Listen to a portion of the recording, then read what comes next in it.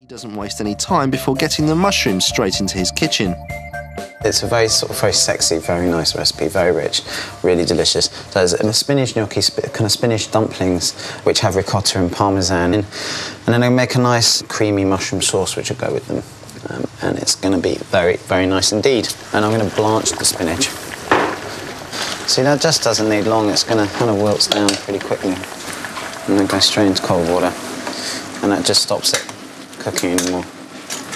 You need to squeeze out the liquid from the spinach. This is actually very, very important. If the mixture is too wet, when you boil them, they'll fall apart because they just won't hold together. So I've got my spinach, and I'm going to chop it. I want to chop it quite finely.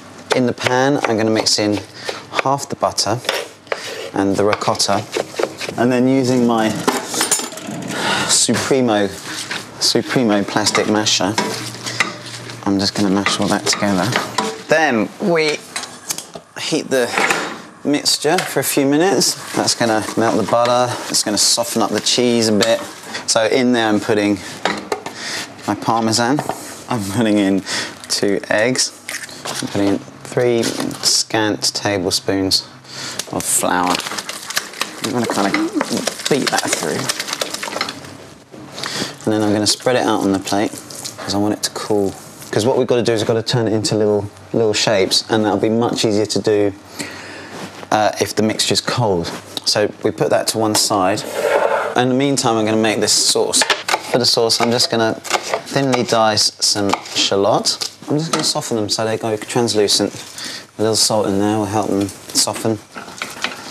So that's my garlic, very finely chopped garlic. In the meantime, let's chop these mushrooms. You want the mushrooms to actually release their liquid fast and on a high heat so that it evaporates quickly. Put a sploosh of white wine. I'm going to add cream.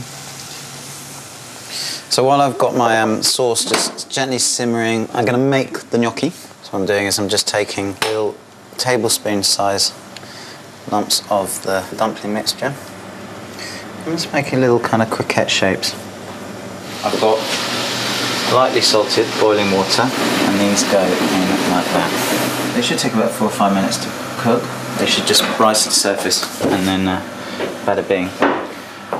See, they've just risen up to the surface, and just very gently going to take them out.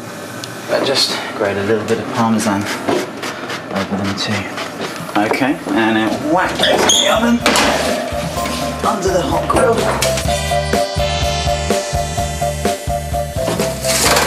There we go, look at that, lovely. Wanting to share his success of finding London mushrooms, Ollie has got girlfriend Julie and friend Jess around to give them a taste.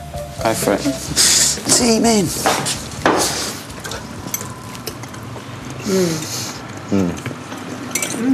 That's beautiful. Oh, that's good.